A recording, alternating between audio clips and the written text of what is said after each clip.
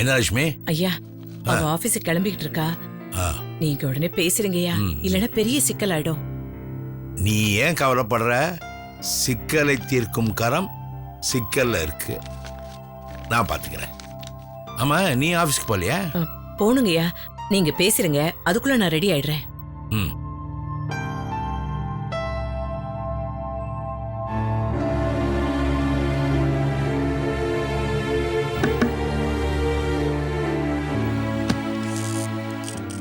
வாங்கப்பா. என்னம்மா, ஆபீஸ் கிளம்பிட்டியா? ஆமாப்பா, கிளம்பிட்டே இருக்கேன். இன்னைக்கு போய் நம்ம ஆர்கிடெக்ட்ஸ் எல்லாரையும் வர வச்சு பேசணும். கன்ஸ்ட்ரக்ஷன் ஒர்க் ஆரம்பிக்கிறது எப்போன்னு ஒரு முடிவுக்கு வரணும். ப்ளூ பிரிண்ட் ரெடி பண்ணி அப்ரூவலுக்கு அனுப்பணும். இப்படி நிறைய வேலை எல்லாம் இருக்குல்லப்பா? ஆமா ஆமா, நிறைய வேலைகள் இருக்கு. இதெல்லாம் ஆரம்ப காலத்துல செய்ய வேண்டிய வேலைகள் தான். எல்லாத்தையும் கரெக்டா தெரிஞ்சு வச்சிருக்கிறிய, அதனால சொல்றேன். எனக்கு ரொம்ப சந்தோஷமா இருக்குமா. ஆனா வீடு கட்ட நிலம் எங்க வாங்கி இருக்கிற? ஆமாப்பா, அது இன்னும் தயாராகல. கணமா, கிணறு வெட்டினா தண்ணி வரும், தண்ணி வந்தா ஏத்தம் போட்டு வயலுக்கு இறைக்கலாம், வயலுக்கு இறைச்சா பயிர் வளரும், மகசூல் நல்லபடியா இருக்கும். விளைச்சல் அறுவடை பண்ணோம்னா வியாபாரம் பண்ணி பணம் பண்ணலாம். அந்த பணத்தை வச்சு அடுத்த சாகுபடிக்கும் தயாராகலாம். அதெல்லாம் சரி, கிணறு வெட்ட இடம் எங்க? அதுதானே முக்கியம். அவசரத்துல நான் இதை யோசிக்கவே இல்லையப்பா. அம்மாடி, இந்த செக்க முதல்ல புடி, இதை எங்கேயாவது பத்திரமா வை. பணம் வந்தா கண்ணை மறைச்சிரும்னு சொல்லுவாங்க, அந்த மாதிரி நிலைமை நமக்கும் வந்துடக்கூடாது, புரியுதா? சரிங்கப்பா. இப்போ நமக்கு ஒரு வீட்டுக்கான ஆர்டர் வந்துடுச்சு, அதுக்கான அட்வான்ஸும் வந்துடுச்சு. இது நமக்கான தைரியம். இதை வச்சுக்கிட்டு நம்ம ஒரு அடி எடுத்து வச்சிட்டோம்னா 10வது அடியை நம்ம தொட்டுடலாம். அதெல்லாம் சரி, முதல் அடி வைக்கணும் இல்லையா? கண்டிப்பாப்பா வைக்கணும். நீ அன்னைக்கு என்கிட்ட சொன்னாலே ஒரு இடத்த பார்க்க சொல்லி, 3 இல்ல 4 ஏக்கர்ல அந்த இடத்த பார்க்கறதுக்காக சொல்லி வச்சிருந்தேன். அவங்க இன்னைக்கு வராங்க, நான் அவங்களோட போய் இடத்த பார்த்துட்டு வந்துடுறேன். அப்புறம் எம்டிஎம்மா வந்து பார்க்குறீங்க. நீங்க ஓகே சொன்னதுக்கு அப்புறம் அதை வாங்கறதுக்கான ஏற்பாடுகளை பண்ணுவோம், சரியா? அப்பாவும் அதுக்காக தான் கிளம்பிட்டேன். அப்பா, அப்போ இன்னைக்கு முடிஞ்சிருமாப்பா? அம்மாடி, மண்ணுலயும் பொண்ணுலயும் பணம் போடுறதுக்கு முன்னாடி 1000 தடவை யோசிக்கணும். இடத்துல 1000 பிரச்சனைகள் இருக்கும், பட்டா பில்லங்கம் அப்படி இப்படின்னு. இதையெல்லாம் இது வரைக்கும் நீ வேலை பார்த்த கம்பெனியுடைய முதலாளி பார்த்து இருந்திருப்பான், உனக்கு தெரிஞ்சிருக்காது. இப்ப அதெல்லாம் நான் பார்க்கணும்ல. கண்டிப்பாப்பா. ஒரு இடத்த ஒருத்தன் வித்திருப்பான், அதையே நமக்கும் விற்பானுங்க. நாம ஏமாந்து போய் வாங்கிடக்கூடாது, அதுக்குள்ள நிறைய சூட்சமங்கள் இருக்கு. பேரண்ட் டாக்குமெண்ட்ஸ், ஈசி போட்டு பார்க்கறது, இப்படி அப்படின்னு நிறைய. அதெல்லாம் முடிச்சிட்டு அப்பா உனக்கு கிளியர் பிக்சர் தர, அப்புறம் நீ வா, உன் கையால அட்வான்ஸ் கொடுத்துரு, ரெஜிஸ்டர் பண்ணுவோம், அதுக்கப்புறம் வேலையை ஆரம்பிப்போம். சரிங்கப்பா. கனமா, கோடிக்கணக்கான பேர் இந்த உலகத்துல வாழ்றாங்க, அதுல லட்சக்கணக்கான பேர் தான் பணக்காரங்களா இருப்பாங்க. அதிலும் ஒரு குறிப்பிட்ட பர்சன்டேஜ் தான் புத்தியோட சேர்ந்த பணக்காரங்களா இருப்பாங்க. பணம்ன்றது வாழ்க்கையை நடத்துறதுக்கு பயன்படலாம், ஆனா புத்தின்றது வாழ்க்கையே உருவாக்கும். சரிம்மா, எனக்கு நேரமாச்சு, நான் உனக்கான வேலைகளை போய் பார்க்கறேன், நீ ஆபீஸ்க்கு போ. கூடிய சீக்கிரம் என் பொண்ணு ஸ்னேகா கன்ஸ்ட்ரக்ஷன்ல வேலையை ஆரம்பிக்கிறா.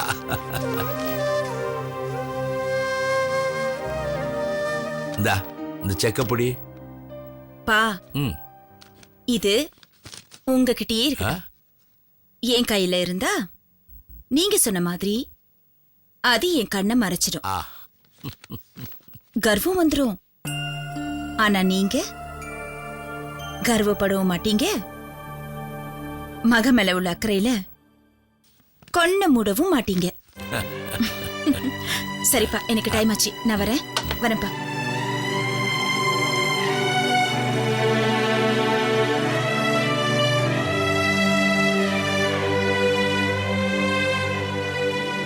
மா வந்துட்டேமா.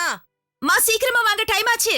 இதோ வந்துட்டேமா. சீக்கிரம் வாங்க. ரெடி ஆயிட்டேன். அப்படி கிச்சனுக்குள்ள என்ன சரி, வேலை வா, தெரியல. வா, வாங்க.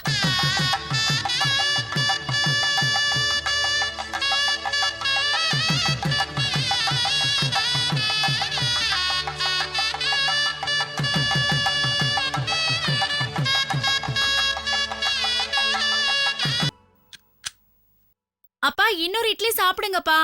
சரிம்மா.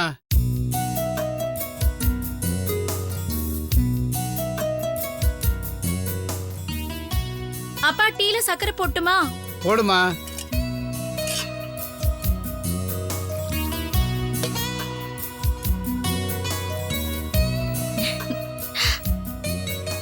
என்னங்க, ம், இங்கேயே கை கழுவுங்க. சரிம்மா. ம், இருங்கப்பா, மாத்திரை எடுத்துட்டு வரேன். சரிம்மா. நீங்க அதுக்குள்ள இந்த டீயை குடிச்சிடணும். சரி.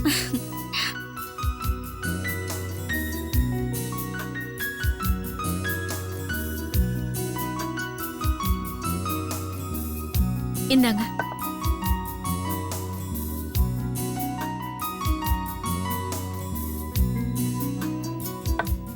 அப்பா உள்ள போய் ரெஸ்ட் எடுத்துக்கங்க.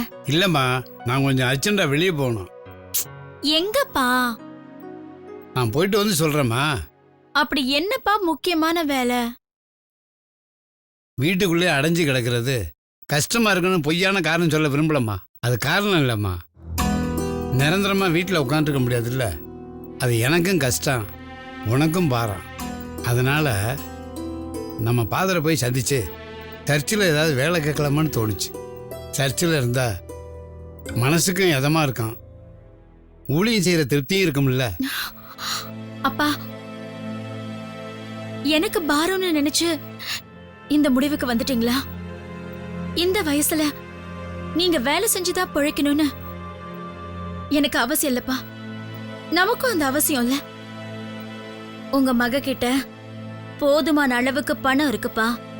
அதுக்கு இல்லம்மா, 4 செவத்துக்குள்ளே அடைஞ்சு கிடக்கிறது. போய் சும்மா சொல்றீங்க. உங்க மனசுக்குள்ள ஓடுறது வேற. என் மனசை காயப்படுத்திட கூடாதுங்கிறதுக்காக மனசுக்கு எதமா இருக்குமேன்னு ஊழியம் செய்யற அப்படின்னு காரணம் சொல்றீங்க. இல்லம்மா, நான் சொல்றது உண்மைதான். அப்பா உறவுன்னா என்னன்னு தெரியாத வயசுல வாயை திறந்து எங்க அப்பாவை அடிக்கிறாங்கன்னு கத்த முடியாத காலத்துல நடு வீதியில அடிபட்டு கிடந்த அப்பாவை காப்பாத்த முடியாத அந்த நாள்ல என்னை விட்டு நீங்களும் உங்களை விட்டு நானும் பிரிஞ்சு போனோம். காலத்தோட ஓட்டத்துல 2 பேரும் எங்கெங்கேயோ இருந்தாலும் சாகாம வாழ்ந்து காட்டிட்டோம்பா. இத்தனை வருஷத்துக்கு பிறகு எங்க அப்பா எனக்கு கிடைச்சிருக்காரு. அவர் உழைக்க வேண்டாம், எங்கேயும் போய் ஊழியம் செய்ய வேண்டாம். இந்த மக மேல பாசம் காட்டுற அப்பாவா எப்பவும் என் கூடவே இருங்கப்பா. காவியா, நான் ஆண்டவருக்கு ஊழியம் செய்யறது என் மன திருப்திங்கிறது ஒரு பக்கம். இன்னொரு பக்கம் நீ சொன்ன மாதிரி இத்தனை வருஷத்துக்கு பிறகு என்னையும் என் மகளையும் சேர்த்து வச்சதுக்கு நன்றி தேவனேன்னு அவர் உருவம் முன்னாடி மண்டி போட்டு கண்ணீர் வடிச்சு அதை காணிக்கை ஆக்கணுங்கிற ஆசைதாம்மா. அப்பா அதுதான் உங்க ஆசைன்னா செய்யுங்கப்பா. ஆண்டவரோட கருணையும் அருளும் எப்பவும் நமக்கு இருக்கும். நீங்க ஊழியம் செஞ்சு சம்பாதிக்க போறீங்களோன்னு நினைச்சேன். ஊருக்கு போய் மனசுடைஞ்சு நிக்க போறேன்னு சொல்றீங்க. அப்பா, உங்க பொண்ணு அடிக்கடி ஒரு விஷயத்த சொல்லுவேன். அடிக்கடி ஒரு விஷயத்தை பத்தி நினைப்பேன். நான் கடவுளால ஆசீர்வதிக்கப்பட்ட குழந்தைன்னு. அப்பா, ஒரு அனாதையா நின்னா கூட கடவுள் ஆசீர்வாதம் இருந்ததுனாலதான் நான் வளர்ந்தேன். அப்போ நான் கடவுளால ஆசீர்வதிக்கப்பட்ட குழந்தை தானே. எனக்கு புரியுதுப்பா, நான் ஆசீர்வதிக்கப்பட்டவதான். இப்பவும் ஆண்டவர் உங்க மூலமா என்ன வழி நடத்த போறாரு. காலம் முழுக்க அந்த தேவாலயமும் இந்த வீடும் உங்களை காப்பாத்துப்பா, காப்பாத்தும்பா, கண்டிப்பா.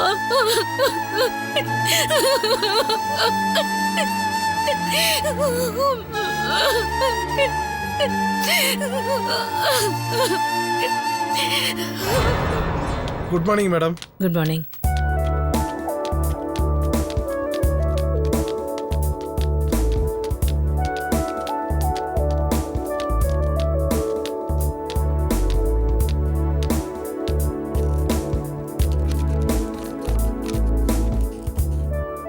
மா, அப்பா கிட்ட பேசுனீங்களா? எதை பத்திமா? என்னம்மா கேள்வி இது? நம்ம கம்பெனிய பத்தி. நேத்து நான் கொடுத்தேன்ல அந்த செக்க பத்தி. இல்லம்மா, நான் பேசல. மா, என்னம்மா, நீ ஒரு ஜெனரல் மேனேஜர். அத வச்சு அடுத்து என்ன பண்ணலான்னு பேச வேண்டாமா? மா, அப்பா கிட்ட நான் இத பத்தி பேசினதும் இல்ல. எதை பத்தி நான் பேசினாலும் ஒரு கோடு இருக்குமா. அது அப்பா பொண்ணு உறவு முறைக்கான கோடு. ஆனா உனக்கு அந்த கோடும் இல்ல, அதுக்கான வரமுறையும் இல்ல. அதெல்லாம் சரிதான். ஆனா ஐயாவே முடிவு பண்ணி சொல்லட்டுமே. நாம ஏன் அவசரப்படணும்னு விட்டுட்டேன். இப்படியே காரணத்தை சொல்லி சமாளிச்சிருவே நீ. ஆனா அப்பா எவ்வளவு சின்சியர் தெரியுமா? நான் என்னைக்கோ அவர்கிட்ட சொன்னேன், இந்த செக் எல்லாம் வரதுக்கு முன்னாடியே சொன்னேன், கன்ஸ்ட்ரக்ஷன்ஸ்க்கு ஒரு லேண்ட் வாங்கணும்னு. அப்பா நேத்து தானே அந்த செக்க பார்த்தாரு, இன்னைக்கு கிளம்பிட்டாரு. அதான் சொல்றேன்ல, ஐயாவே முடிவு பண்ணுவாருன்னு. உனக்கு அது காரணமா தெரியும், எனக்கு அதுதாம்மா வேதம். நாம அவசரமா முடிவு பண்ணி அவசர அவசரமா அதை செயல்படுத்துவோம். தப்பா நினைக்காதம்மா, இது இயல்பான பொம்பளைங்களோட சுபாவம். ஆனா ஐயா அப்படி இல்ல. அவசர அவசரமா யோசிப்பாரு, ஆனா நிதானமா செயல்படுத்துவாரு. அவரு ஒரு உறவை தொடர்றாருனாலும் தூக்கி போடுறாருனாலும் அதுக்கு பின்னாடி நிறைய காரணம் இருக்கும். அது உனக்கும் புரியாது, கூடவே இருக்கிற எனக்கும் தெரியாது. மா, ஐயாவ படிச்சு வச்சிருக்க. அவரை படிச்சதுனால தாண்டா வாழ முடியுது. நீ வேணும்னா பாரேன், இதோட முடிவு எப்படி இருக்கும்னு.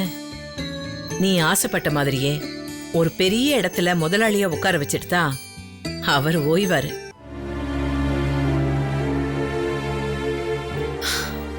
மா, இந்த ஆபீஸ பத்தி நிறைய விஷயங்களை நாம முடிவெடுக்கணும். அதனால தான் நான் ரொம்ப நாளா இத பத்தி யோசனை பண்ணி இன்னைக்கு இந்த பேச்ச உன்கிட்ட ஆரம்பிக்கிறேன். இப்போ நான் எம்டி, நீங்க ஜெனரல் மேனேஜர். இதை தாண்டி அக்கவுண்ட் செக்ஷன், இது எல்லாத்தையும் நாம முடிவு பண்ணணுமா? அதுக்கு சில வேலையாட்கள் தேவைப்படும் இல்லையா? கண்டிப்பாமா, அதையெல்லாம் நாம முடிவு பண்ணிதான் ஆகணும். இதுக்கு நாம நம்பிக்கைக்குரிய ஆட்களை தான் வைக்கணும். ஆனா எப்படிமா செலக்ட் பண்றது? ஸ்னேகா, மத்த டிபார்ட்மெண்ட்லாம் கூட விட்டுடலாம். ஆனா அக்கவுண்ட் செக்ஷன் வரும்போது நமக்கு நம்பிக்கையான ஆட்களா இருக்கணும். அவங்க தான் எல்லாத்தையும் ஹேண்டில் பண்ணணும். அம்மா, இதுல எனக்கு ஒரு ஐடியா தோணுதுமா. அக்கவுண்ட் செக்ஷன் மொத்தமா நீயே பாத்துக்கோமா. யாராவது ஒருத்தரை அப்பாயிண்ட் பண்ணிக்கலாம். உனக்கு வேலை பலு கம்மியாகும். ஆனா டோட்டல் கண்ட்ரோல் உன்கிட்ட தான் இருக்கணும். ஒரு நிர்வாகம் வீழுதுன்னா அது அக்கவுண்ட் செக்ஷன்னால தான். எப்படிமா, நான் சொல்றது கரெக்ட் தானே? நீ தான் பாத்துக்கணும். ம், சரிம்மா.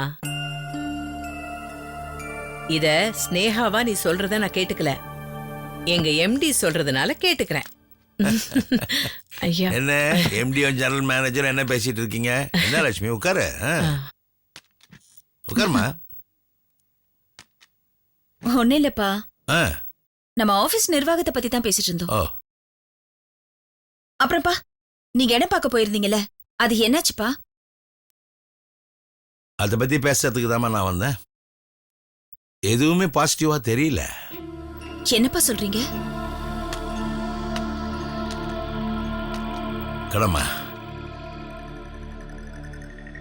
நமக்கு தெரிஞ்ச வரைக்கும் நம்ம அந்த இடத்தெல்லாம் வாங்கி வீடு கட்டி கொடுத்துடலான்னு தான் நான் ஆசைப்பட்டேன். நானும் நம்பிக்கையான ஆட்கள் கிட்ட தான் சொல்லி வச்சிருந்தேன். ஆனா எனக்கே தெரியாம வேற சில விஷயங்கள்லாம் நடந்துகிட்டு இருக்குமா. ஸ்னேகா கன்ஸ்ட்ரக்ஷனை நான் எப்படிலாம் வளர்க்கணும்னு ஆசைப்பட்டனோ அதுக்கு இடையூறு வந்துருமோன்னு எனக்கு பயமா இருக்குமா. அந்த இடத்துக்கு நம்ம பேசின விலையை தாண்டி பல கோடி ரூபாய் பேசுறாங்க. ஆனா அதுக்கான ஒர்த்து அந்த இடம் கிடையாது. நான் போனதுல ஒரு விஷயம் மட்டும் தெரிஞ்சுக்கிட்டேம்மா. அந்த இடத்த நமக்கு கிடைக்க விடாம பண்றதுக்காக வேற யாரோ முயற்சி பண்றாங்க. யோசிச்சு பார்த்தேன் என்னதான் பண்ணலான்னு. யாருன்னு தெரிஞ்சுக்கணும்னு முடிவு பண்ண. கடைசியா ஒரு முடிவுக்கு வந்தப்போ எனக்கு தெரிஞ்சது ஒரே ஒரு விஷயம் மட்டும்தான். உன்னை சுத்தி பெருசா ஒரு வலை பின்னிட்டு இருக்காங்க. அது வேற யாரும் இல்லம்மா,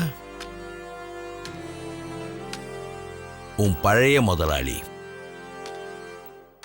அந்த இடத்துக்கு எவ்வளவு பேசணுமோ அதை மீறி பணம் கொடுத்து அந்த இடத்தெல்லாம் வாங்கணும்னு முடிவு பண்ணியிருக்கிறாரு. எதுக்காக தெரியுமா? நீ இருக்கக்கூடாதுன்னு, ஸ்னேகா கன்ஸ்ட்ரக்ஷன் வளர்ந்துடக்கூடாதுன்னு. இனிமேதான் நம்ம ரொம்ப ஜாக்கிரதையா இருக்கணும். என்னப்பா பண்ணலாம்? அம்மா, கன்ஸ்ட்ரக்ஷன்றது சென்னைக்குள்ளதான் பண்ணணும்னு அவசியம் இல்லை இல்லையா? இன்னைக்கு சென்னைன்றது விரிவுபடுத்தப்பட்ட மிகப்பெரிய இடமாயிடுச்சு.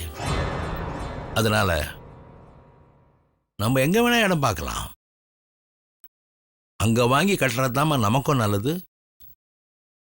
ஸ்னேகா கன்ஸ்ட்ரக்ஷன்ஸ் அந்த பேரு மட்டும்தாம்மா நமக்கு முக்கியம். அதை செஞ்சிடலாமா? ஜெனரல் மேனேஜர் வாங்க, இதை பத்தி நாம கொஞ்சம் தனியா பேசணும். போமா.